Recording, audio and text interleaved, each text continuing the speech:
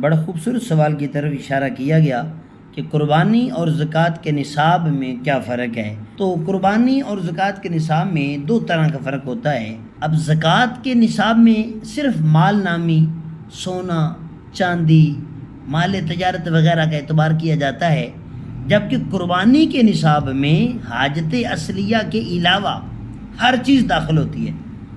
اور دوسرا فرق یہ ہے کہ زکوٰۃ کے لیے نصاب پر سال کا گزرنا بھی شرط ہے، جبکہ قربانی کے لیے سال کا گزرنا شرط نہیں ہے۔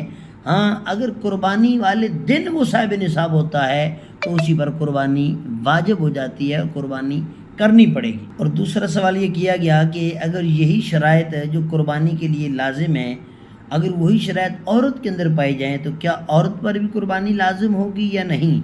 جی ہاں، قربانی کی شرائط میں سے مرد ہونا شرط نہیں ہے۔ اگر عورت بھی صاحب نصاب ہوگی، عورت کے اندر بھی وہ شرائط پائی جائیں گی تو پھر قربانی عورت پر بھی واجب ہوگی۔ اور اگلا سوال یہ کیا گیا کہ ایک بندہ مقروض ہے، جب وہ کسی کو اپنا قرض دیتا ہے تو اس کے بعد بھی اس کے اوپر قربانی لازم ہوگی یا نہیں؟ فقہ کی کتابوں یہ مسئلہ لکھا ہوا ہے کہ قرض دینے کے بعد اگر پھر بھی وہ صاحب نصاب ہے اور اس کے پاس حاجت اصلیہ کے علاوہ اتنے پیسے ہیں کہ وہ صاحب نصاب تک پہنچتا ہے تو پھر اس کے اوپر قربانی لازم ہوگی۔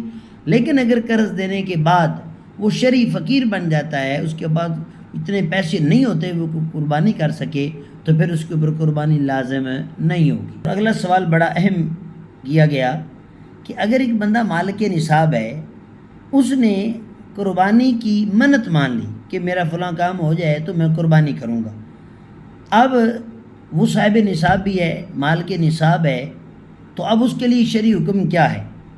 تو اس کے لیے شریعت کی طرف سے حکم یہ ہے کہ وہ دو قربانیاں کرے گا۔